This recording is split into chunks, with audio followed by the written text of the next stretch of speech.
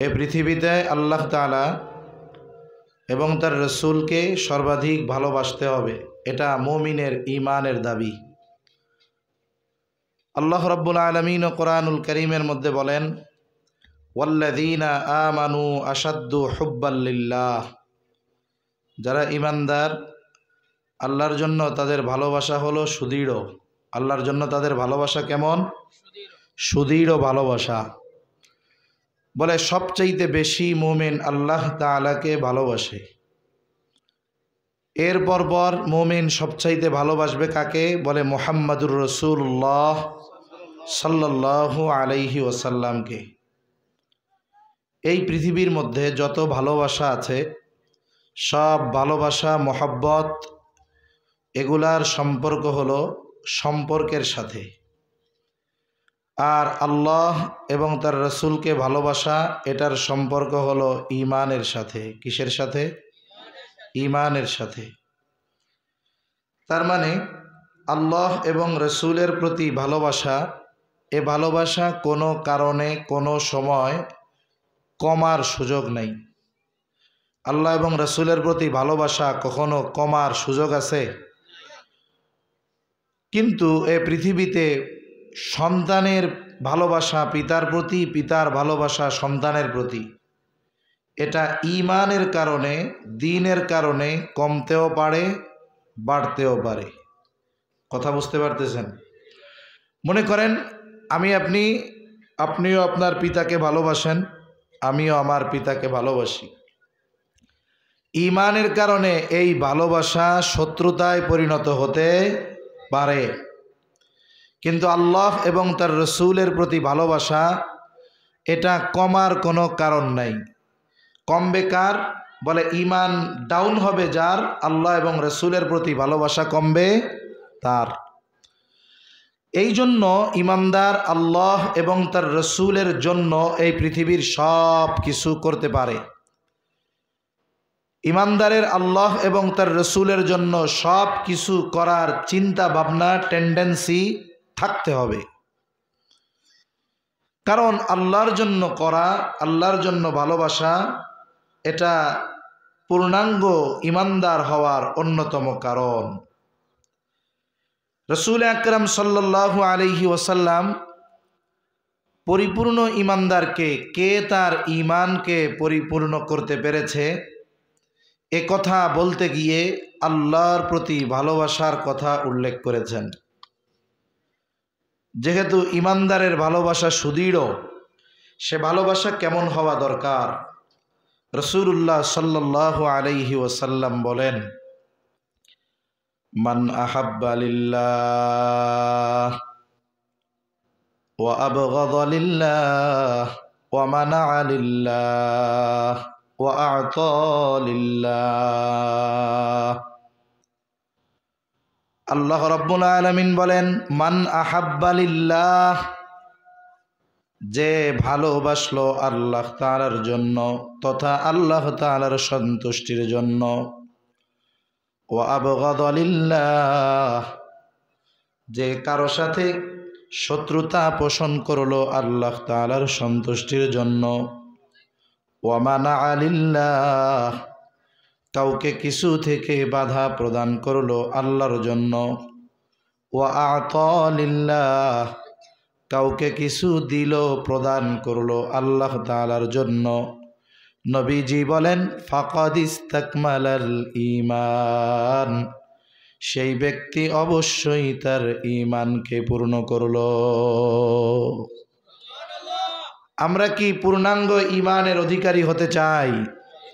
মনে রাখতে হবে যে আমাদের আমল কম হোক, ঈমানে যদি ত্রুটি বিচ্যুতি থেকে যায় তাহলে অবস্থা খারাপ। আর যদি আমল কমও হয়, ঈমান যদি পরিপূর্ণ থাকে, আশা করা যায় পূর্ণ ঈমানের কারণে আল্লাহ তাআলা হয়তো ত্রুটি বিচ্যুতি মাফ করে দিবে। তাহলে মোহাব্বত, ভালোবাসা, এটার অনেক দাম। বলে যদি সেটা যথাস্থানে যথাযথভাবে প্রয়োগ করা যায় তাহলে সেটার অনেক দাম। বলে ভালোবাসা প্রধানত দুই ধরনের হয়, এক ধরনের ভালোবাসা হয় বৈধ, আর এক ধরনের ভালোবাসা হয় অবৈধ। অবৈধ কোনো ভালোবাসা আল্লাহর জন্য বাসা যায় না। মনে করেন একজন বেগানা নারী পুরুষ ছেলে মেয়ে একই স্কুলে পড়ে, একজন আর একজনকে ভালোবাসে। এ ভালোবাসা বৈধ না অবৈধ? অবৈধ কোনো কিছু কেউ যদি আল্লাহর সন্তুষ্টির নিয়তে করে, ওইটার ঈমান নিয়ে টানাটানি বাইতে যাবে। তাহলে বৈধ ভালোবাসা হতে হবে, তবে এই বৈধ ভালোবাসাটাও আল্লাহর সন্তুষ্টির জন্য হওয়া লাগবে। এ দুনিয়াতে মানুষ সম্পর্কের কারণে ভালোবাসে।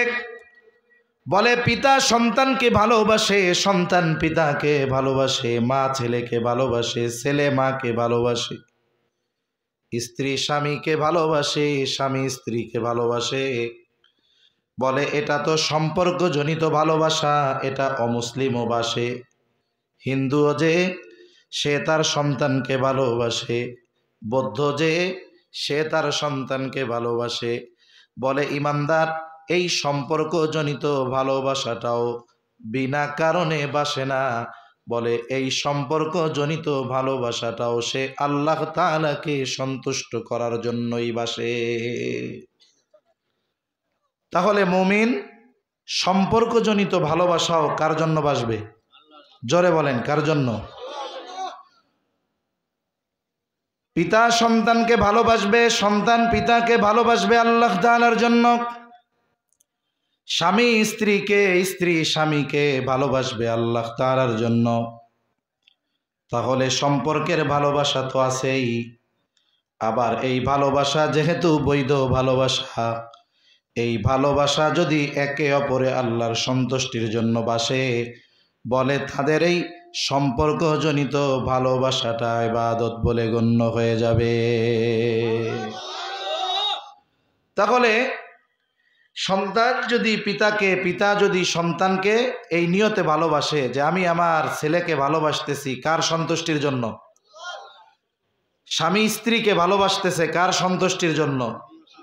বলে যদি আল্লাহর সন্তুষ্টির জন্য তাদের এই বৈধ ভালোবাসা হয়, তাহলে এটা তার আমল নামায় ইবাদত বলে গণ্য হয়ে যায়। সুবহানাল্লাহ।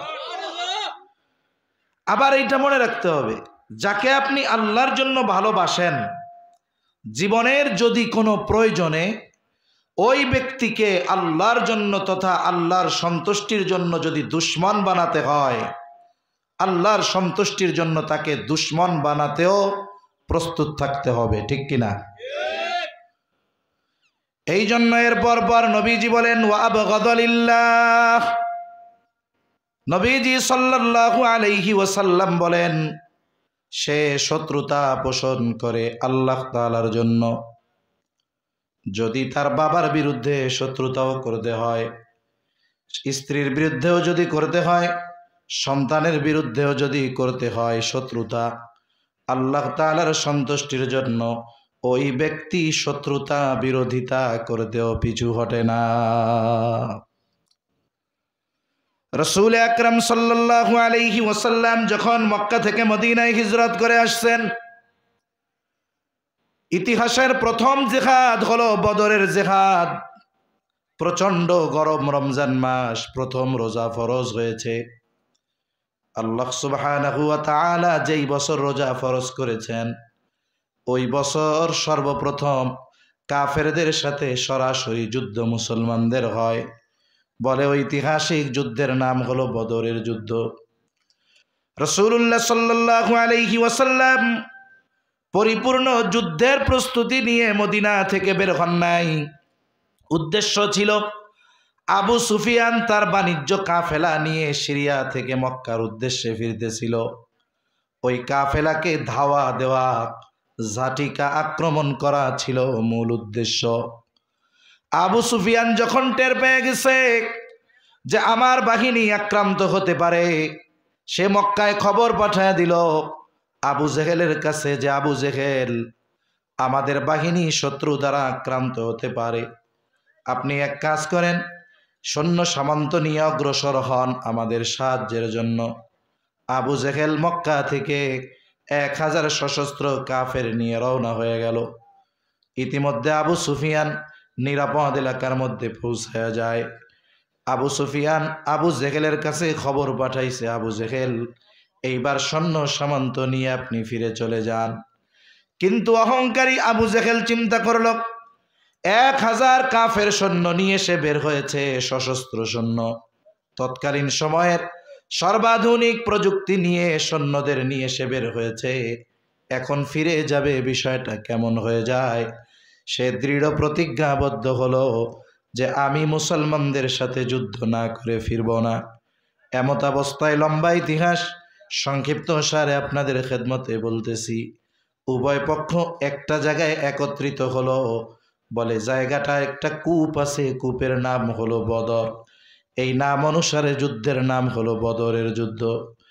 দুই দল উপস্থিত অবস্থা এরকম, কাফেররা মুসলমানদের সাথে কেমন যেন পায়ে পাড়া দিয়ে যুদ্ধ করবে। নবীজি পরিপূর্ণ যুদ্ধের জন্য প্রস্তুতি নিয়ে আসেন নাই, এই জন্য সাথে অস্ত্র কম, সৈন্য কম। কিন্তু অবস্থা এমন, তাদের সাথে যুদ্ধ না করে আর কোনো উপায় নাই। নবীজি সাল্লাল্লাহু আলাইহি ওয়াসাল্লাম এইবার সাহাবা একরামদের নিয়ে বসলেন পরামর্শের জন্য কি করা যায়। সর্বপ্রথম পরামর্শ চাইলেন মুহাজিরদের কাছে, কারণ মক্কা থেকে যারা আক্রমণ করার জন্য এসেছে, যুদ্ধ করার জন্য এসেছে, মুহাজিরদের কেউ বাবা, কেউ সন্তান, কেউ বা ভাই, কেউ বা পাড়া প্রতিবেশী। যুদ্ধ অন্য কারো বিরুদ্ধে করতে হবে না, দেখা যাবে বাবার সন্তানের বিরুদ্ধে যুদ্ধ করা লাগবে, সন্তানের বাবার বিরুদ্ধে যুদ্ধ করা লাগবে। এই জন্য প্রথম মুহাজিরদের পরামর্শ নবীজি চাইলেন। নবীজি হয়তো চিন্তা করতেছিলেন, যেই মানুষগুলো ঈমানের জন্য, দ্বীনের জন্য বাড়ি ছেড়েছে, সম্পদ ছেড়েছে, পরিবার পরিজন ছেড়েছে, এখন যদি তাদের বলি তাদের বিরুদ্ধে যুদ্ধ করা লাগবে, তারা হয়তো বলবে ইয়া রাসূলুল্লাহ সব কিছু ছাড়লাম, এখন আপনজনের বিরুদ্ধে অস্ত্র ধারণ করতে বলেন। কিন্তু সাহাবা একরামের মন হলো এইরকম, নবী যদি তাদেরকে কোনো আদেশ করে, এই আদেশ পালনে সাহাবা একরাম কখনো পিছপা হইতেন না। সাহাবাদের জিজ্ঞাসা করতেছেন মুহাজিরদের যে তোমরা কি বলো, কারণ যুদ্ধ তো করতে হবে তোমার আত্মীয় স্বজন, বন্ধু বান্ধব, বাবা ভাই, সন্তানের বিরুদ্ধে, তোমাদের মতটা কি? নবীজি তো সিদ্ধান্ত দেওয়ার অধিকার রাখেন, কারণ আমার আপনার নবী হলেন শরীয়ত প্রণেতা রাসূল সাল্লাল্লাহু আলাইহি ওয়াসাল্লাম। এরপরেও পরামর্শ করতেছেন তাদের মনোভাবটা কি। মুহাজিরদের জবাবের সারমর্ম হলো এরকম, ইয়া রাসূলুল্লাহ আমরা ঈমানের জন্য সব কিছু ছেড়েছি, যদি জীবন দিতে হয় তাও আমরা প্রস্তুত, পিছপা হব না। এইবার আনসারদের জিজ্ঞাসা করেন তোমরা কি বলো, কারণ আনসারেরা এই হিজরত করনেওয়ালা মুসলমানদের কত সহযোগিতা করেছে। বলে একজন আনসার আর একজন মুহাজিরকে ভাই বানায় নিছে, নিজের যেই সম্পদ তার থেকে অর্ধেক সম্পদ দিয়া দিছে। বলে মুহাজির হিজরত করে গেছে, তার বউ নাই, ওয়াইফ নাই, বলে নিজের 2 স্ত্রী, একজনকে তালাক দিয়া ইদ্যত পালন করায়া ভাইয়ের সাথে বিয়া দিয়া দিছে। কত ত্যাগ করেছে আনসারেরা, ইসলামের জন্য কত সাহায্য করেছে। নবীজি হয়তো চিন্তা করতেছিলেন তারা হয়তো বলবে এত কিছু করলাম, এখন আবার যুদ্ধ করতে বলেন নাকি। কিন্তু আনসারদের পক্ষ থেকে জবাব, ইয়া রাসূলুল্লাহ আমরা আপনার সামনে, পেছনে, ডানে বামে, চতুর্দিকে অবস্থান নিয়ে শত্রুর সাথে লড়াই করব। ইয়া রাসূলুল্লাহ আপনি আমাদের লড়াই দেখে আপনি খুশি হয়ে যাবেন। আর একজন বলে ইয়া রাসূলুল্লাহ আপনি আমাদের অনুমতি চান, পরামর্শ চান, শুনে নেন। আপনি যদি আমাদেরকে উত্তাল সমুদ্রের তীরে দাঁড় করায়া আপনি যদি আমাদের নির্দেশ দেন তোমরা এখনই সমুদ্রের মধ্যে ঝাঁপায় পড়ো, ইয়া রাসূলুল্লাহ আপনি এই নির্দেশ দেওয়ার পর তাকায়া দেখবেন আপনার নির্দেশের পর একটা মানুষও সমুদ্রের তীরে দাঁড়ায় নাই। রাসূলুল্লাহ সাল্লাল্লাহু আলাইহি ওয়াসাল্লাম তাদের মনোভাব বুঝতে পারলেন। সংখ্যায় কম হোক, অস্ত্র শস্ত্র না থাকুক, কিন্তু তাদের মনোবল আকাশচুম্বী, আর এই সাহস অর্জিত হয়েছে একমাত্র ঈমানের কারণে। ঠিক কিনা বলে? রাসূল আকরাম সাল্লাল্লাহু আলাইহি ওয়াসাল্লাম 313 জন সৈন্য নিয়ে প্রস্তুত কাফেরদের বিরুদ্ধে লড়াই করবে। বলে মাত্র গুটি কয়েক তলোয়ার, ঘোড়াও নাই, লৌহ বর্ম নাই। অনেকে খালি পায়ে রোজা রেখে প্রচন্ড গরমের মধ্যে 17ই রমজান 1000 সশস্ত্র কাফেরের বিরুদ্ধে লড়াই শুরু হয়ে গেল। লম্বা কথা বলে, কাফেরদের সাথে মুসলমানদের জিহাদ চলতেছে, লড়াই চলতেছে। এই লড়াইয়ের মধ্যে জান্নাতের সুসংবাদ প্রাপ্ত 10 জনের একজন, বলে এনার নাম হলো আবু উবায়দা ইবনুল জাররাহ। নাম আবু উবায়দা, পিতার নাম জাররাহ।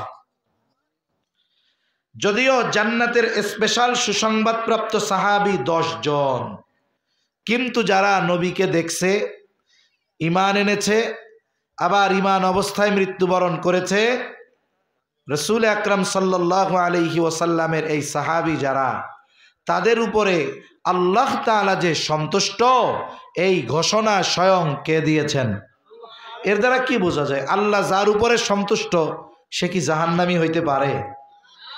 এই দৃষ্টিকোণ থেকে আল্লাহ তাআলা সব সাহাবা একরামের উপরে সন্তুষ্টির ঘোষণা দিয়ে মোটামুটি জানায় দিছেন যে তোমরা জান্নাতি। সুবহানাল্লাহ। কারণ এই পৃথিবীতে আসমানের নিচে জমিনের উপরে নবী আলাইহিমুস সালামের পরে সাহাবা একরামের মতো মর্যাদা সম্পন্ন আর কেউ এই পৃথিবীতে নাই। এজন্য বুঝতে হবে তাদের মাকাম, তাদের মর্যাদা অনেকে বুঝে না, না বুঝে তাদের সমালোচনা করে ছোটখাটো বিষয় নিয়ে। এ বিষয়গুলো ঠিক নয়। এজন্য আমাদের প্রত্যেকের অন্তরে সাহাবা একরামের পরিপূর্ণ মোহাব্বত থাকার দরকার আছে না নাই? ইসলামের জন্য তাদের যেই ত্যাগ, এটা অকল্পনীয়। জান্নাতের স্পেশাল সুসংবাদ প্রাপ্ত 10 জনের একজন হলো আবু উবায়দা। যুদ্ধের ময়দানে তিনিও লড়াই করতেছে। হঠাৎ তিনি খেয়াল করে দেখলেন তার পিতা জাররাহ কাফেরদের পক্ষে মুসলমানদের বিপক্ষে যুদ্ধ করার জন্য আসছে। বহুদিন পর পিতার চেহারা দেখছে। স্বাভাবিক, পিতা যদিও কাফের হয়, ইসলাম হলো সুন্দর এক জীবন ব্যবস্থা। বলে পিতা মাতা কাফের হলেও ওই পিতা মাতার সাথে সদাচরণ করার নির্দেশ ইসলাম দেয়। অমুসলিম পিতা মাতা যদি কারো থাকে, সে মুসলমান হইছে, তার মা বাবা অমুসলিম, অমুসলিম হওয়ার কারণে পিতা মাতাকে কষ্ট দেওয়া যাবে না। ভালোবাসতে মানা নাই পিতা মাতাকে। পরম আল্লাহ রাসূল সাল্লাল্লাহু আলাইহি ওয়াসাল্লামও জানাইছেন, আল্লাহ তাআলাও জানাইছেন। আসমা বিনতে আবি বকর রাদিয়াল্লাহু তাআলা আনহা, আয়েশা সিদ্দিকা রাদিয়াল্লাহু তাআলা আনহার বোন, উনি নবীজির কাছে আয়েশা বলে, ইয়া রাসূলুল্লাহ, আমার মা একজন মুশরিকা, তিনি আপনাকে খুব অপছন্দ করেন, তিনি মাঝে মধ্যে আমার কাছে আসেন। আমার কাছে তিনি আসেন, আমি তার সাথে কেমন আচরণ করব? দেখেন 2টা বিষয় উল্লেখ করেছে। 1 নম্বর, আমার মা হলো মুশরিকা। 2 নম্বর, তিনি আপনাকেও অপছন্দ করেন। কিন্তু আমার মা, কেমন আচরণ করব? নবীজি বলেন, তুমি তোমার মায়ের সাথে সদাচরণ করবা। তাহলে মা বাবা যদি মুশরিকও হয়, মা বাবার সাথে কি আচরণ হবে? সদাচরণ হবে। আল্লাহ তাআলা কি বলেন? ওয়া ইন জাহাদাকা লিতুশরিকা বিমা লাইসা লাকা বিহি ইলমুন ফালা তুতি'হুমা ওয়া সাহিবহুমা ফিদ দুনিয়া মা'রুফা। আল্লাহ রাব্বুল আলামিন বলেন, ওয়া ইন জাহাদাকা লিতুশরিকা বিমা লাইসা লাকা বিহি ইলম, তোমার যেই ব্যাপারে জ্ঞান নাই, তোমার মা যদি তোমাকে শিরকের আদেশ করে, জোর করে, ওয়া ইন জাহাদাকা লিতুশরিকা বি, শিরিক করার জন্য তোমার মা বাবা যদি তোমার জোর জবরদস্তি করে, আল্লাহ তাআলা সবচেয়ে বেজার হয় শিরিক করলে। আল্লাহ তাআলা কোরআনুল কারীমের মধ্যে বলেন, ইন্নাল্লাহা লা ইয়াগফিরু আন ইউশরাকা বিহি ওয়া ইয়াগফিরু মা দুনা যালিকা লিমান ইয়াশা। আল্লাহ তাআলা বলেন, ইন্নাল্লাহা লা ইয়াগফিরু আন ইউশরাকা বিহি, আল্লাহর সাথে যদি কেউ শিরিক করে আল্লাহ তাআলা এটা ক্ষমা করবেন না। তবে অন্যান্য পাপ যদি কেউ করে, অন্যান্যগুলো আল্লাহ তাআলা চাইলে মাফ করে দিবেন, কিন্তু শিরকের গুনাহ আল্লাহ মাফ করবে না। শিরককে আল্লাহ তাআলা মহা জুলুম বলে অভিহিত করেছেন। আল্লাহ তাআলা বলেন, ইন্নাশ শিরকা লাযুলমুন আযীম, শিরক হলো মহা জুলুম, মহা অন্যায়। বলে এই মহা জুলুম করার আদেশ যদি কোনো তার পিতা মাতা কাউকে দেয়, আল্লাহ তাআলা বলেন তোমার উপরে আমি রবের নির্দেশ হলো ফালা তুতিউহুমা, পিতা মাতার এই আদেশের আনুগত্য করবা না। তার মানে শিরিক করতে বলছে করবা না, তবে খবরদার শিরিক করতে বলার কারণে ওই পিতা মাতার সাথে তুমি খারাপ আচরণ করবা না। পিতা মাতা যদি কাফের হয়, শিরিক করার আদেশ যদি করে, এই মহা জুলুম মহা অন্যায় করার আদেশ যদি করে, বলেন তো এই পিতা মাতার সাথে খারাপ আচরণ করা যাবে? যাবে না। আল্লাহ তাআলা এরপরে বলেন খারাপ আচরণ তো করবাই না।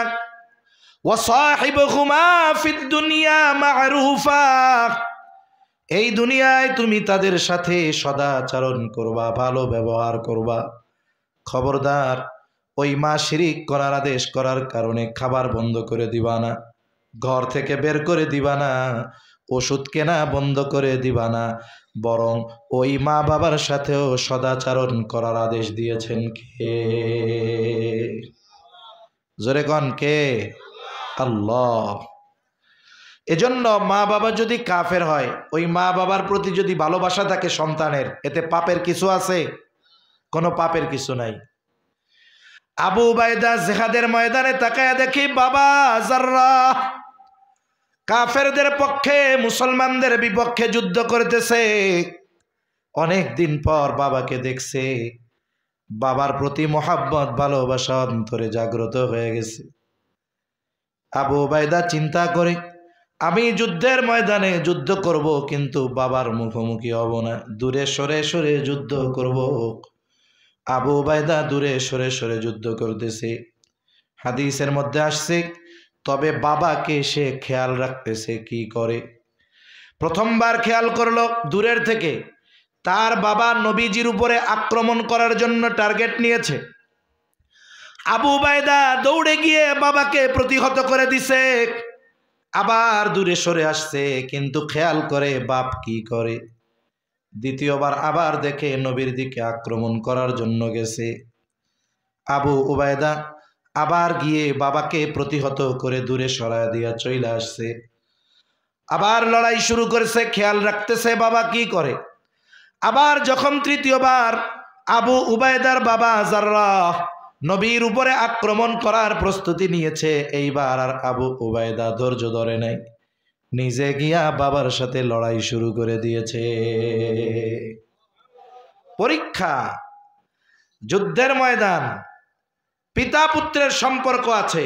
এই সম্পর্কের চাইতে বড় সম্পর্ক হলো ঈমানের সম্পর্ক। ঠিক কিনা বলেন?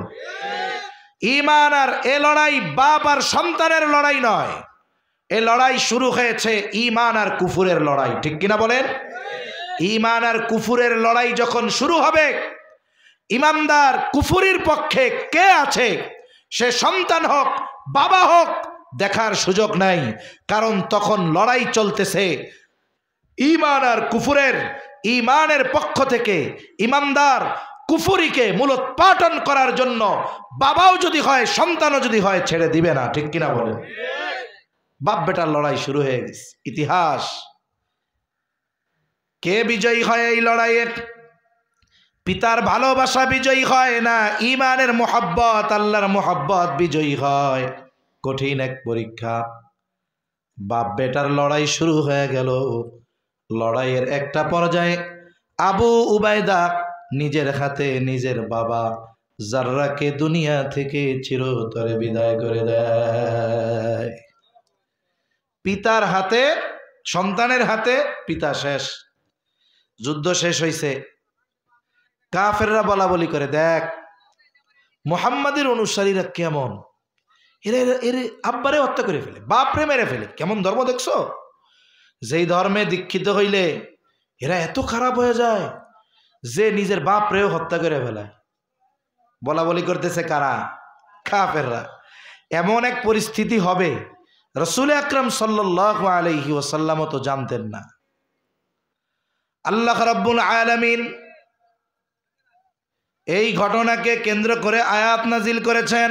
আল্লাহ তাআলা বলেন, লা তাজিদু কওমান ইউমিনুনা বিল্লাহি ওয়াল ইয়াউমিল আখির ইওয়াদ্দুনা মান হাদ্দাল্লাহা ওয়া রাসূলাহু ওয়ালাউ কানু আবাআহুম আও আবনাআহুম আও ইখওয়ানাহুম আও আশীরাতাহুম উলাইকা কাতাবা ফি কুলুবিহিমুল ঈমানা ওয়া আইয়াদাহুম বিরূহিম মিন।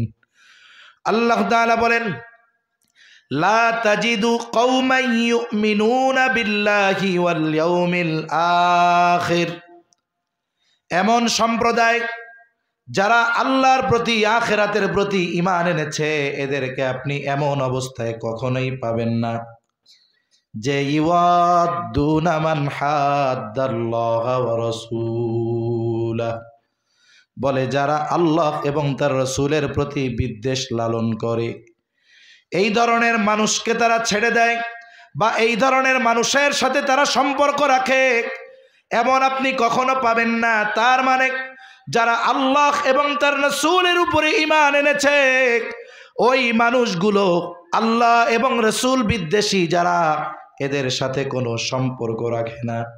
বলে ওই আল্লাহ এবং রাসূলের বিদ্বেষ লালনকারী, ওয়ালাউ কানু আবাআহুম, যদি আল্লাহ এবং রাসূলের ওই দুশমন যদি তাদের বাবাও হয়, আও আবনাআহুম, যদি তাদের সন্তানও হয়, আও ইখওয়ানাহুম, যদি তাদের ভাইও হয়, আও আশীরাতাহুম, এক কথায় পাড়া প্রতিবেশী যে হয় হোক না কেন, আল্লাহ এবং রাসূলের বিদ্বেষকারী যারা ইমানদার, তার বাপ হলেও তাকে ছেড়ে দেয় না।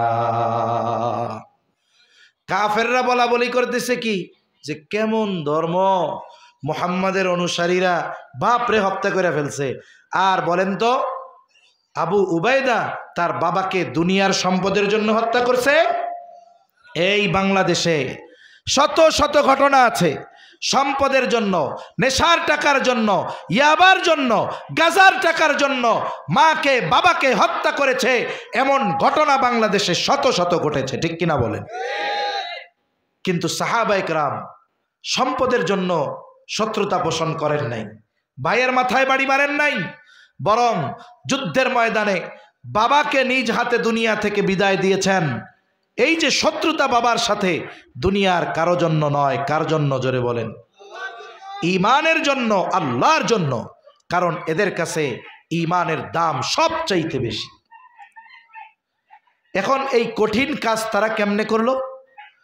আল্লাহ তাআলা বলেন, উলাইকা কাতাবা ফি কুলুবিহিমুল ঈমানা ওয়া আইয়াদাহুম বিরূহিম মিন। আল্লাহ তাআলা বলেন, উলাইকা কাতাবা ফি কুলুবিহিমুল ঈমান, তাদের অন্তরের মধ্যে ঈমানকে বদ্ধমূল করে দেওয়া হয়েছে, বিশেষ শক্তির দ্বারা তাদের হাতকে শক্তিশালী করা হয়েছে। ঈমান তাদের অন্তরে এমনভাবে আল্লাহ বদ্ধমূল করে দিয়েছেন, এই জন্য ঈমান তাদের কাছে সবচাইতে পছন্দের, সবচাইতে দামি। ঈমানের জন্য গোটা পৃথিবী তারা ছাড়তে পারে, আল্লাহর জন্য, রাসূলের জন্য গোটা পৃথিবী ছাড়তে পারে, তবু এই মানুষগুলো ঈমান ত্যাগ করতে পারে না। আর এই ঈমান অর্জিত হয়েছে আল্লাহ এবং তার রাসূলকে সর্বোচ্চ ভালোবাসার জন্য, ঠিক কিনা বলেন? আল্লাহ তাআলা বলেন, তোমরা তো মনে করতেছো এরা খারাপ কাম করছে না, এদের আগাম জান্নাতের সুসংবাদ দিয়ে দিচ্ছে। আল্লাহ বলে, ওয়ায়ুদখিলুহুম জান্নাতিন তাজরি মিন তাহতিহাল আনহার, আল্লাহ তাআলা বলেন তাদের কেমন জান্নাতে প্রবেশ করানো হবে, দুনিয়ায় তোমরা যা কও কও, মরার পরে তাদের জন্য পুরস্কার আছে, যেই জান্নাতের পাদদেশ দিয়ে আছে প্রবাহিত নহর, সেখানে তারা থাকবে অনন্তকাল। কি কাল? জোরে বলেন। এরপরে আল্লাহ তাআলা বলেন রাদিয়াল্লাহু আনহুম ওয়া রাদু আন। আল্লাহ তাআলা আগে বলেন রাদিয়াল্লাহু আনহুম ওয়া রাদু আন, আল্লাহ তাদের উপরে সন্তুষ্ট, তারাও আল্লাহর উপরে সন্তুষ্ট।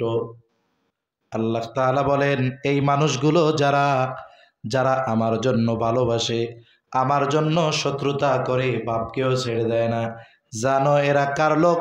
আল্লাহ তাআলা বলেন উলাইকা হিজবুল্লাহ। আল্লাহ তাআলা বলেন এই লোকগুলাই হলো আমি আল্লাহর দল। তাহলে চিন্তা করে দেখেন যে সাহাবা ইকরামের আল্লাহর প্রতি ভালোবাসা কেমন ছিল। এরা আল্লাহর জন্য মানুষকে ছেড়ে দিত, আল্লাহর জন্য বাপকেও ছাড় দিত না। হযরত আলী রাদিয়াল্লাহু তাআলা আনহু যেমন যুদ্ধের ময়দানে এক ইহুদির নিচে ফালায় দিস, একেবারে তরবারি চালনা করবে, শেষ করে দিবে এই অবস্থায়।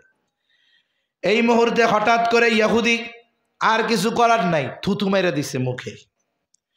আলী রাদিয়াল্লাহু তাআলা আনহুর গায়ে মুখে থুতু লেগে গেছে। স্বাভাবিক বিষয়টা কি ছিল? বলে রাগ আরো বাড়ার কথা ছিল, ঠিক কিনা বলে? কিন্তু হযরত আলী রাদিয়াল্লাহু তাআলা ইহুদির উপর থেকে সরে গেলেন, তাকে ছেড়ে দিলেন। ইহুদি অবাক, হায় রে, আমি তো চিন্তা করছি আমাকে নৃশংসভাবে হত্যা করবে থুতু মারার পর, কিন্তু সে দেখি আমারে আরো ছাইড়া দিল, কারণটা কি? এইবার ইহুদি জিজ্ঞাসা করে, আলী রে, আমাকে এই অবস্থায় পাওয়ার পরেও তুমি ছাইড়া দিলা কেন? থুতু মারার পরে তো আরো রাগান্বিত হওয়ার কথা, কিন্তু তুমি ছেড়ে দিলে কেন? হযরত আলী রাদিয়াল্লাহু তাআলা আনহু বলেন, থুতু মারার আগে তোমাকে যখন আমি অস্ত্রের নিচে ফালাইছিলাম, তখন একমাত্র আমার উদ্দেশ্য ছিল আল্লাহর সন্তুষ্টি, কিন্তু যখন থুতু মারার পর আমার ব্যক্তিগত কিছু রাগ এটার সাথে মিশ্রিত হয়ে গেছে, একনিষ্ঠভাবে তোমাকে হত্যা করাটা আল্লাহর জন্য আর হইতো না, এই জন্য সুযোগ থাকার পরেও আমি তোমারে ছেড়ে দিয়েছি। ইহুদি কয় যে ইসলাম এত সুন্দর, বাদ দে সব কিছু, কালিমা পড়ে মুসলমান হয়ে গেছে। সুবহানাল্লাহ। একটু চিন্তা করেন যে যদি দুশমন বানাতে হয় আল্লাহর জন্য, তাও বানাইতে হবে। আর আল্লাহ তাআলা বলেন আমার দল যারা, উলাইকা হিজবুল্লাহ আলা ইন্না হিজবাল্লাহি হুমুল মুফলিহুন, জেনে রাখো আল্লাহর দল যারা বিজয়ী হবে তারা, ঠিক কিনা বলেন?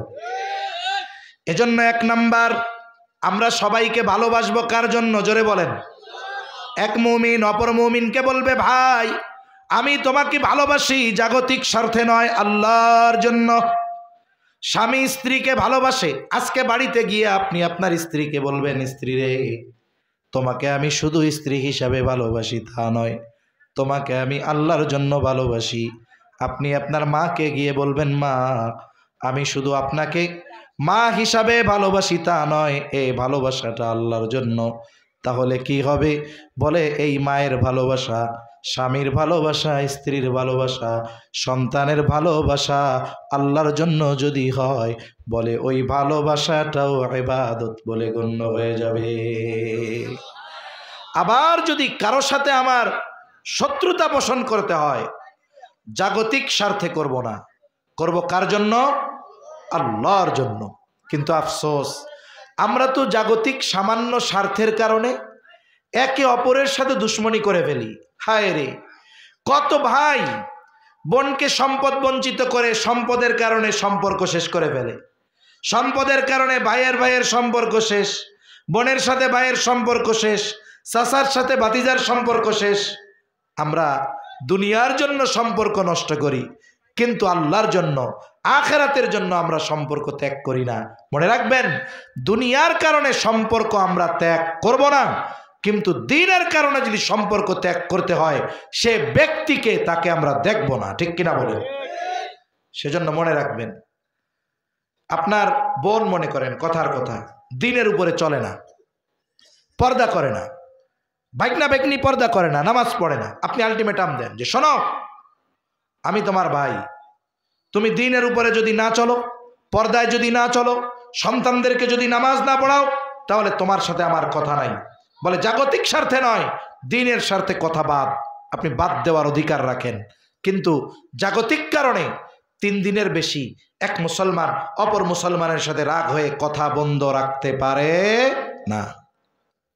যদি কারো সাথে এরকম দ্বন্দ্ব থেকে থাকে জাগতিক কারণে, তর্ক বিতর্ক, আপনি আগে গিয়ে সালাম দিবেন, মুসাফা করবেন, কথা বলবেন।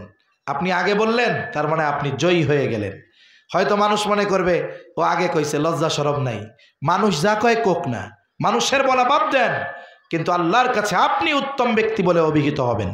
এজন্য আমাদের দুশ্মনী, বিরোধিতা, এটাও কার জন্য হবে? আল্লাহর সন্তুষ্টির জন্য। যেই বিরোধিতার মধ্যে আল্লাহর সন্তুষ্টি আছে, আমরা ওই বিরোধিতা করব। এখন বলেন, জাগতিক কারণে যদি কেউ কারো বিরোধিতা করে, মারামারি করে, এর মধ্যে কি আল্লাহর সন্তুষ্টি পাওয়া যাবে? এজন্য আমরা গ্রামের মানুষ, বিশেষ করে আমরা যারা গ্রামের মানুষের মধ্যে তুচ্ছ কারণে গ্যাঞ্জাম, মারামারি, দলাদলি, জমি নিয়ে দলাদলি, আইল নিয়ে ঠেলাঠেলি, এগুলো আছে না নাই? আমরা এগুলো করব না। আমরা আমাদের ভ্রাতৃত্ব বন্ধনকে অটুট করব, দ্বীনের জন্য সব কিছু করব, কিন্তু দুনিয়ার জন্য সম্পর্ক নষ্ট করব না। কারণ রাসূল সাল্লাল্লাহু আলাইহি ওয়াসাল্লামও বলেন, আপনি দুনিয়ার সম্পদকে প্রাধান্য দিয়ে আত্মীয়তার সম্পর্ক ছিন্ন করতেছেন। ভাই ভাই কথা বলেন না, বোনদের সাথে কথা বলেন না, চাচার সাথে কথা বলেন না, এটা করা যাবে না। কারণ নবীজি বলেন, আত্মীয়তা ছিন্নকারী ভেস্তে প্রবেশ করবে না। আপনি যদি সম্পর্ক ছিন্ন করতে হয়, দ্বীনের কারণে করবেন, দুনিয়ার কারণে নয়। এরপরে নবীজি বলেন, ওমান আলিল্লাহ, কাউকে কিছু থেকে বাধা প্রদান করবে আল্লাহ তাআলার জন্য। অনেক সময় অন্যায় কাজের বিরোধিতা, এটাও আল্লাহর সন্তুষ্টির জন্য করতে হবে। ছোটবেলায় একটা গল্প বুজুর্গদের মুখ থেকে শুনেছি, আমার এখনো মনে আছে, শোনাবো নাকি? মনে করেন এক এলাকায়, এক জায়গায় কিছু মানুষ একটা গাছের পূজা শুরু করছে। শুনেন, পূজা খালি আমাদের হিন্দু ধর্মাবলম্বীরাই করে না, আমাদের মুসলিম নামধারী কিছু মুশরিক সমাজে আছে না নাই?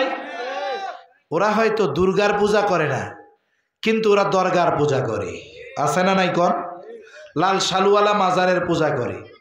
অনেক জায়গায় আছে, অনেক মুসলমানেরা গাছ বড় বরকত মনে কইরা ওই জায়গায় পূজা করে, মুসলমানের ঘরের সন্তান। এখন এক জায়গায় কিছু মানুষ পূজা শুরু করছে, গাছের পূজা। এখন ওই এলাকায় একজন বুজুর্গ আছে, আবেদ আর কি, আলেম না, আবেদ, বুজুর্গ মানুষ। এখন তারে গিয়ে লোকজন বলতেছে যে, পীর সাহেব বা বুজুর্গ, ওই আপনার এলাকার শেষ প্রান্তে কিছু মানুষ গাছের পূজা শুরু করছে। বলেন তো, বুজুর্গ যদি শোনে গাছের পূজা শুরু হয়েছে, মেজাজ ঠিক থাকবে? এইবার কুড়াল একটা কান্দে বাঁধায় রওনা দিছে, গাছ কেটে ফেলবে। কিছু দূর যাওয়ার পর শয়তান আইসা হাজির, ওয়াসওয়াসা দিচ্ছে, কই যান? কয় ওই জায়গায় পূজা শুরু হয়েছে, গাছটা কেটে ফেলামু। কই গাছ কাটবেন? ওরা তো অনেক মানুষ, ওদের সাথে যদি গ্যাঞ্জাম লাগে, আপনারা যদি পিটায় মেরে ফেলে। শুনেন, জান বাঁচানো কিন্তু ফরজ। কত সুন্দর ওয়াসওয়াসা। এক কাজ করেন, ওদের কবরে ওরা যাবে, আপনার কবরে আপনি যাবেন, তা ওদের কাজ ওরা করুক গিয়া, ওরা জাহান্নামে যাক, কিন্তু আপনার পায়ে যদি মাইরা ফেলে, তাহলে আপনার সংসার চলবে কেমনে? এমনিই তো উপার্জন কম। এক কাজ করেন, সংসারের টেনশনে আপনি তো ইবাদত করতে পারতেছেন না, আপনি চলে যান, আপনারে আমি প্রতিদিন একটা করে স্বর্ণ মুদ্রা দিব, আর আপনি আপনার ইবাদত আরো বাড়ায়া দিবেন, পরিবার চালানোর কোনো টেনশন নেই। চিন্তা করতেছে, ভালোই তো কথা। আসলে ওইখানে যদি আমি একা যাইতেছি, এখন যাওয়ার পরে ওরা যদি আমারে মাইরা ফেলে, কে ঠেকাবে? আবার আমিও তো সংসারের টেনশনে ইবাদত মনোযোগ দিয়ে করতে পারি না, তাহলে ভালোই হয়েছে, আমারে 1 দিরহাম করে দিবে, আমার ইবাদত তো বাড়লো। এবার চলে গেছে, প্রতিদিন সকালে উঠা বালিশের পাশে একটা কইরা স্বর্ণ মুদ্রা পায়, আর ইবাদতের মাত্রা বেড়ে গেছে। হঠাৎ কয়েকদিন পর সকালে উঠা দেখে যে মাথার কাছে স্বর্ণ মুদ্রা নাই। 1 দিন 2 দিন 3 দিন মেজাজটা খারাপ হয়ে গেছে, আবার কুড়াল নিয়ে রওনা দিছে, ওই গাছটা কাইটা ফেলবে। বলে পথিমধ্যে আবার শয়তান বাধা দিয়া দাঁড়াইছে, বলে কই যান? বলে ওই যে গাছের পূজা হয়, গাছটারে কাটতে যাই। শয়তান এবার তার সাথে লড়াই লাগায়া দিছে। আগের দিনও লড়াই হয়েছে, কিন্তু আগের দিন লড়াইয়ে শয়তানকে বুজুর্গ নিচে ফালায়া দিছে, আর শয়তান কাকতি মিনতি কইরা ওই প্রস্তাব দিয়া কোনো মতে বাঁচছে। কিন্তু আজকের লড়াই এক ঝাপটা দিয়া শয়তান বুজুর্গের নিচে ফালায়া দিছে। প্রথমেই জিজ্ঞাসা করে, কি ব্যাপার? ওই দিন তুই আমার সাথে শক্তিতে পারলি না, আজকে তো আমারে কোনো চান্সই দিলি না, নিচে ফালায়া দিলি। শয়তান বলে, ওই দিনের ইমান আর আজকের ইমান এক না। বলে ওই দিন গাছ কাটতে গেছিলা আল্লাহ তাআলার জন্য, আজকে গাছ কাটতে গেছো দিরহাম পাও না এই জন্য। তার মানে আমি আপনি যখন কোনো মন্দ কাজে বাধা দিতে যাব, কোনো কাজে প্রতিহত করতে যাব, ওখানেও একমাত্র সন্তুষ্টি কার থাকতে হবে? জোরে বলেন। এজন্য মনে রাখতে হবে যে আমি যদি আমার বাহবার জন্য, আমার বাহাদুরির জন্য এ কাজ করতে যাই, তাহলে এটা আমার জন্য কল্যাণকর হবে না, বরং কাউকে যদি বাধাও দিতে হয় এটাও আল্লাহর জন্য করতে হবে। ওয়া'আতা লিল্লাহ, আমি যদি কাউকে কিছু প্রদান করি এটাও আল্লাহ তাআলার জন্য করতে হবে। দান সাদকা আমি করব, এটা একমাত্র আল্লাহ তাআলার জন্য করব। কারণ কিয়ামতের দিন অনেক দান করনেওয়ালা ব্যক্তি আল্লাহর সামনে হাজির হবে। আল্লাহ তাআলা জিজ্ঞাসা করবে, বান্দা সম্পদ দিয়েছিলাম কি করছো? লোকটা বলবে, আল্লাহ আপনার দেওয়া সম্পদ আমি মানুষকে দান করেছি। কেন দান করেছ? লোকটা বলবে, আল্লাহ শুধুমাত্র আপনার সন্তুষ্টির জন্য দিয়েছি। আল্লাহ তাআলা বলবে, না বান্দা, না না, তুমি মিথ্যা কথা বলতেছ। আমি আল্লাহ তোমার অন্তরের খবর জানি। তুমি দান করেছ যাতে করে দুনিয়ার মানুষ তোমাকে দানবীর বলে, তোমার দানের প্রশংসা করে। সমাজ সেবক বলে, যে উদ্দেশ্যে দান করেছো দুনিয়ায় তুমি তা পেয়ে গেছো, সুতরাং আজকে আমি আল্লাহর তরফ থেকে তোমার জন্য কিছু নাই, তুমি চলে যাও, তোমার ঠিকানা হলো জাহান্নাম। সেজন্য আমি আপনি যদি কাউকে কিছু দেই, অল্প হোক, দিব কার জন্য? আল্লাহর জন্য। কিন্তু এই দুনিয়া অনেক মানুষ আছে, কেউ ভোটের জন্য দান করে, কেউ বাহবার জন্য দান করে, কেউ পদের জন্য দান করে। আছে না নাই কোন? আছে। এরকম ঘটনাও আমি পড়ছি পত্রিকায় না অনলাইনে। দেখেন, এক মেম্বার প্রার্থী, সে এক মসজিদের মধ্যে দিছে ফ্যান। এখন মেম্বার হইতে পারে নাই, ওই এলাকার লোকও জানছে যে ওই এলাকার লোকজন তারে ভোট দেয় নাই। এখন জানার পর মসজিদ থেকে ফ্যান খুলে নিয়ে চলে আসছে, ভোট দিল না কে লিগা। তার মানে দেখেন, ওই লোক দিছে কি জন্য? আল্লাহর জন্য, ভোটের জন্য।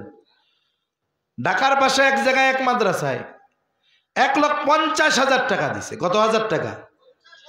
কিন্তু হুজুর রে কয়া দিছে, হুজুর যখন প্রধান মেহমান উঠবে, অনেক বড় মজমা, দেশের বিখ্যাত ওয়াইজ গেছে, এমনিও মাদ্রাসার সকলের ব্যস্ততা বেশি, তা উনি আসতে পারে নাই। উনি বলছে যে প্রধান বক্তা যখন বয়ান শুরু করবে এর আগে আপনি আমার নামটা ঘোষণা কইরা দানের পরিমাণটা কইয়া দিয়েন, অমক 50,000 টাকা। এখন ব্যস্ততাজনিত কারণে হুজুরের আর বলতে মনে নাই। পরে রশিদ লেখা পাঠাইছে যে এই যে আপনার নামে 50,000। কয় রশিদ লাগবে না, টাকা ফেরত দেন। কেন? বলে শর্ত কি ছিল, কি কইছিলাম? আপনি তো এই কাম করেন নাই, টাকা ফেরত দেন। এইরকম দানবীর বাংলাদেশে অভাব নাই, ঠিক কিনা বলেন? এই দেওয়া কি আল্লাহর জন্য না অন্য কিছুর জন্য? এজন্য মনে রাখবেন, আমরা 2টা টাকা দান করি, 10টা টাকা দান করি, যাকেই যা দেই না কেন একমাত্র কার খুশির জন্য দিব? আল্লাহর নবী এই কথাই বলেন, মান আহাব্বা লিল্লাহ, যে ভালোবাসবে আল্লাহ তাআলার জন্য, ওয়া আবগাদা লিল্লাহ, রাগান্বিত বা দুশ্মনী ক্রোধ দেখাবে আল্লাহ তাআলার জন্য, ওমান আলিল্লাহ, কিছু থেকে বাধা প্রদান করবে আল্লাহ তাআলার জন্য, ওয়া আতা লিল্লাহ, কাউকে কিছু প্রদান করবে আল্লাহ তাআলার জন্য, নবীজি বলেন ফাকাদ ইস্তাকমালাল ঈমান, ওই ব্যক্তি অবশ্যই তার ঈমানকে পূর্ণ করলো। তাহলে ঈমানদার আল্লাহ তাআলাকে ভালোবাসে সুদৃঢ় ভালোবাসা।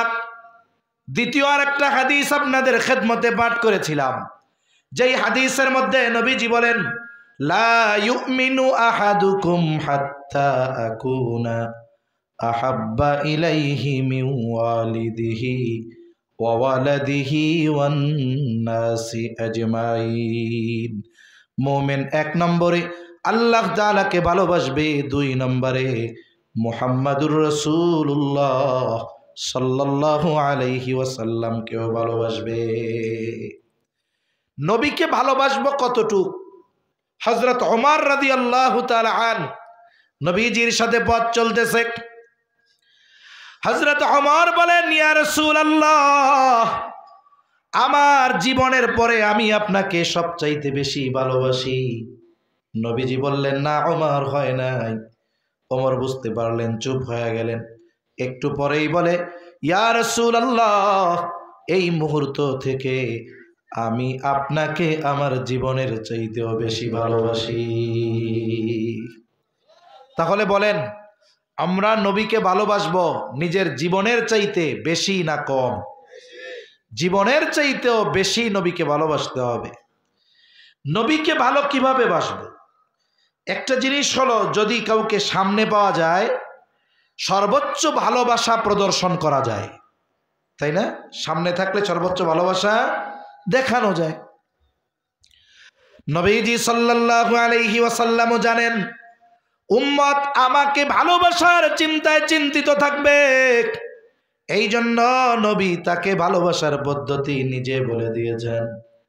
মনে রাখবেন, একজন লোক দেখতে হলো কালো, দেখতে কি জোরে কন, কিন্তু নাম হইল তার ধলা মিয়া।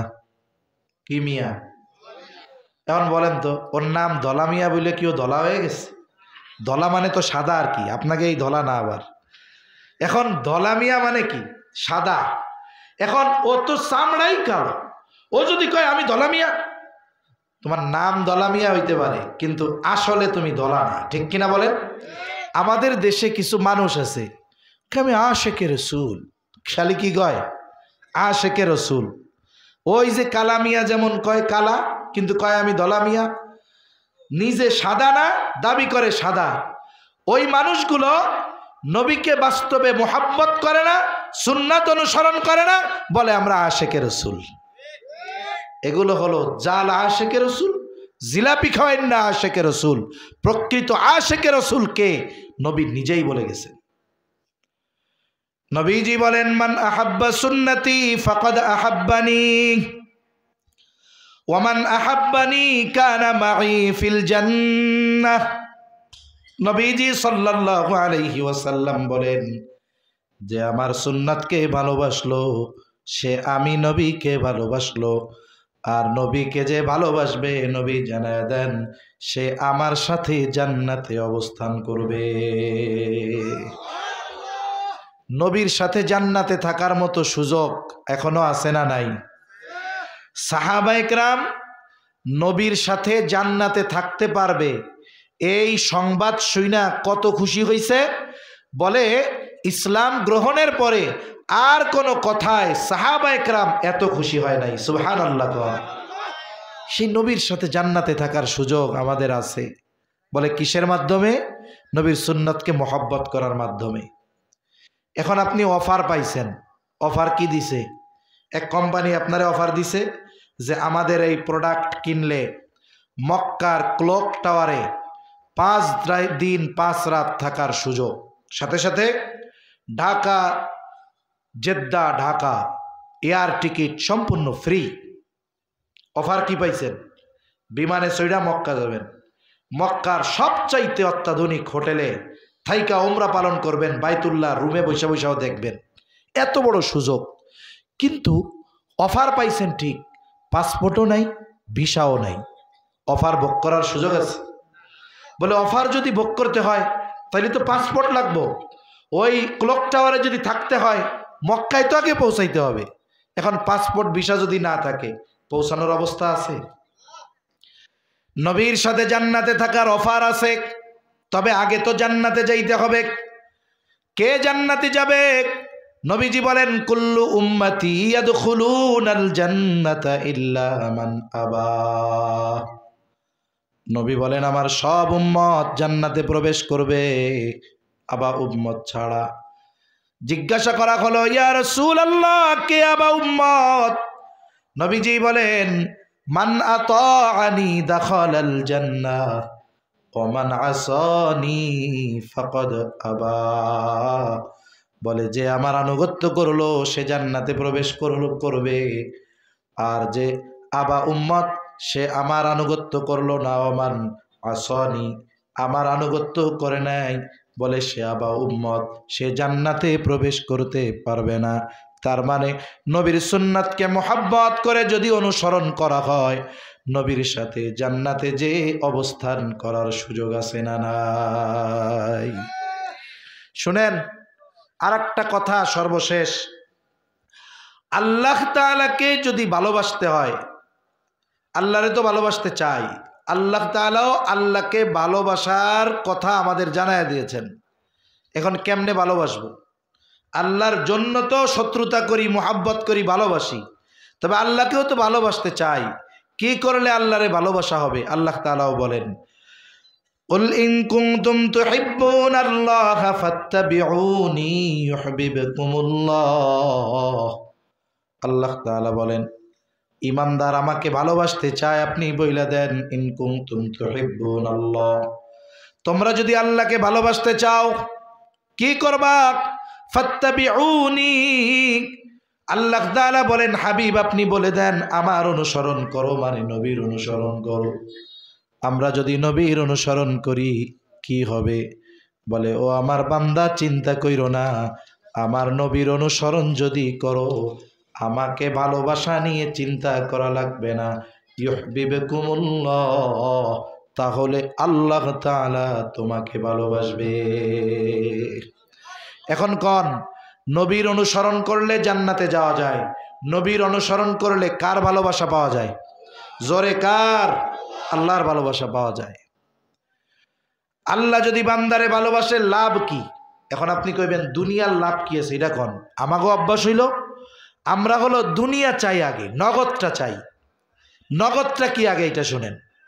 হাদিসের মধ্যে আসছে নবীজি বলেন যখন আল্লাহ তাআলা কাউকে ভালোবাসে, জিবরাইল আলাইহিস সালামকে ডেকে বলে ও জিবরাইল আমি দুনিয়ার অমুককে ভালোবাসি, তুমিও তাকে ভালোবাসো। এইবার জিবরাইল আলাইহিস সালাম তাকে ভালোবাসতে শুরু করে। জিবরাইল আলাইহিস সালাম আসমানের মধ্যে ঘোষণা করে দেয় ও আসমানের বাসিন্দারা, দুনিয়ার অমুক ব্যক্তি তাকে আল্লাহ ভালোবাসে, আমিও ভালোবাসি, তোমরাও ভালোবাসো। নবীজি বলেন ওই লোকটাকে এবার আসমানের বাসিন্দা তথা ফেরেশতারা ভালোবাসতে শুরু করে। আসমানের বাসিন্দারা ভালোবাসে, আসমানের বাসিন্দারা ওই ব্যক্তিকে চেনে, নাম জানে, পরিচয় জানে। আরে আমরা তো দুনিয়ার সেলিব্রিটিদেরকে দেখে পাগল হয়ে যাই, অথচ এই দুনিয়ায় এমন সেলিব্রিটি আছে দুনিয়ার মানুষ হয়তো চিনে না, কিন্তু আসমানের ফেরেশতাদের কাছে সে সেলিব্রিটি।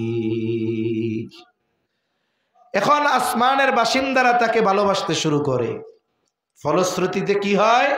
নবীজি বলেন আল্লাহ তাআলা মানুষের মধ্যে ওই ব্যক্তির গ্রহণযোগ্যতা, ভালোবাসা পয়দা করে দেয়। সুবহানাল্লাহ বলেন।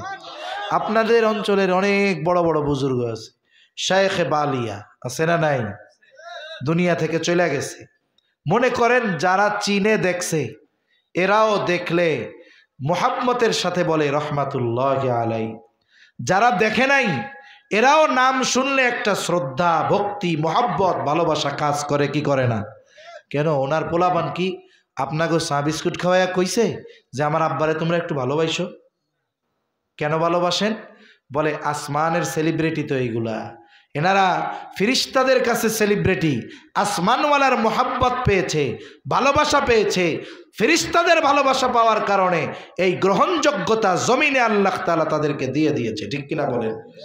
এজন্য আমরা যদি নবীর সুন্নাত অনুসরণ করি তাহলে আমাদের লস আছে, দুনিয়াও কামিয়াব আখিরাতও কামিয়াব। আমার মূল কথাই এইটা যে এই জীবনের ভালোবাসা মোহাব্বত বৈধতার সাথে কাজে লাগাই। আমার স্ত্রী সন্তান পরিবার পরিজন বন্ধু বান্ধব সবাইকে ভালোবাসি, তবে এই ভালোবাসা কার জন্য বাসবো? জোরে বলেন, আল্লাহর জন্য। শত্রুতা যদি করি আল্লাহর জন্য করব। জাগতিক কোনো কারণে কাউকে আমি দুশ্মন বানাবো না। যদি জাগতিক কারণে কারো সাথে কোনো দ্বন্দ্ব হয় তাহলে কি হবে? বলে যিনি বিজ্ঞ সমাজের গ্রহণযোগ্য দিনদার ব্যক্তি তার কাছে গিয়ে উভয়ের মধ্যে যেই দ্বন্দ্ব এটা আমরা নিরসন করে ফেলব। মুসলমান মুসলমানের সম্পর্ক হবে ভাইয়ের মতো। মনে রাখতে হবে রক্তের ভাই ও দ্বীনের কারণে আলাদা হতে পারে, কিন্তু ইমানের সম্পর্ক এটা আরো গভীর, আরো মজবুত। ঠিক কিনা বলেন? এজন্য আমাদের ভ্রাতৃত্ব বন্ধন অটুট করার দরকার। গোটা পৃথিবীতে মুসলমানদেরকে বিভক্ত করে দুর্বল করার প্রচেষ্টা চলতেছে। কারণ আমরা ছোটবেলায় একটা গল্প পড়েছি, এটাও বইতে পড়ছি না এমনি পড়ছি খেয়াল নাই। এক বাবা মারা যাওয়ার সময় তার 10টা সন্তান, কয়টা সন্তান? 10টা সন্তান। হযরতকে নিয়ে আসতে বলেন। 10টা সন্তান। এখন 10 সন্তানকে বললেন যাও তোমরা এক একজন এক একটা করে লাঠি নিয়ে আসো। এবার 10 সন্তান 10টা লাঠি নিয়ে আসছে। এবার প্রত্যেককে বলছে যে প্রত্যেকেরটা ভেঙে ফেলো। এবার ভেঙে ফেলছে। এইবার আবার বলছে যাও প্রত্যেককে একটা একটা করে লাঠি আনো। এবার 10 জনে 10টা আনছে। 10টাকে একসাথে বাঁধা হয়েছে, এক একজনরে দেওয়া হইল যে ভাঙ্গো। এখন কেউ আর ভাঙতে পারে না। তার মানে দেখেন, আমরা চিন্তা করি যে গোটা পৃথিবীর মুসলমানদের কি হবে। আরে ভাই, আপনারা বসবাস করেন এই ধলা ভরভরা, এই ধলা ভরভরার কথা আমরা চিন্তা করি। আমাদের পৃথিবী নিয়ে চিন্তা করার কথা পরে। আমরা আমাদের এলাকায় মুসলিমরা ইমানি বন্ধনে ঐক্য হতে পেরেছি কিনা এটা আগে দেখার দরকার। ঠিক কিনা বলেন? ঘরে ঘরে অনৈক্য আমাদের, এটা যেন আমাদের মধ্যে না হয়।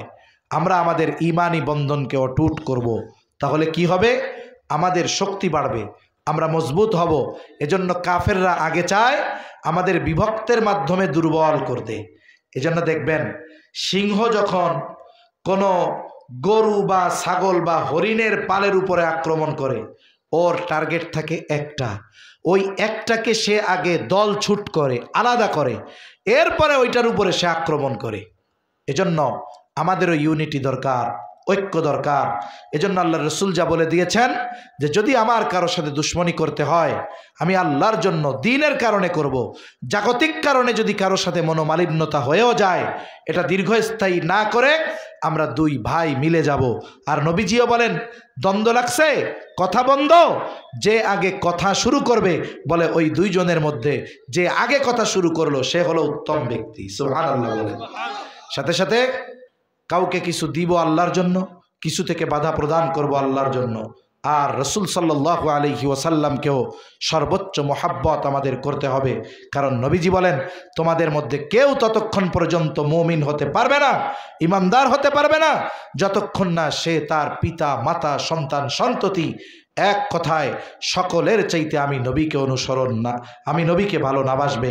সেজন্য সম্মানিত উপস্থিতি, আমাদের এই জীবনে চলার জন্য নবীজির আদর্শ এটাকে ধারণ করা দরকার, বাস্তব জীবনে প্রয়োগ করা দরকার। কিন্তু আফসোস আজকে আমরা ইসলাম থেকে অনেক দূরে চলে গেছি, সুন্নাহ থেকে দূরে চলে গেছি, আমাদের মতাদর্শ থেকে অনেক দূরে চলে গেছি। আমরা নবীর আদর্শ বিবর্জিত জীবন গ্রহণ করতেছি, যার কারণে গোটা পৃথিবীতে লাঞ্ছনা বঞ্চনা অপদস্থ আমাদের হতে হচ্ছে। আমাদের বাংলাদেশ সহ গোটা পৃথিবীতে অনেক সেমিনার হয়। কি সেমিনার? বলে মুসলিম উম্মার এই অধপতনের যুগে মুসলমানদের জন্য করণীয়। অনেক বক্তব্য, অনেক আলোচনা, অনেক কিছু হচ্ছে, কিন্তু মূল কথা কি? মূল কথা হলো আমরা আল্লাহর কোরআন রসুলের সুন্নাহ থেকে দূরে সরে যাওয়ার কারণেই আমাদের এই অধপতন। ঠিক কিনা বলেন?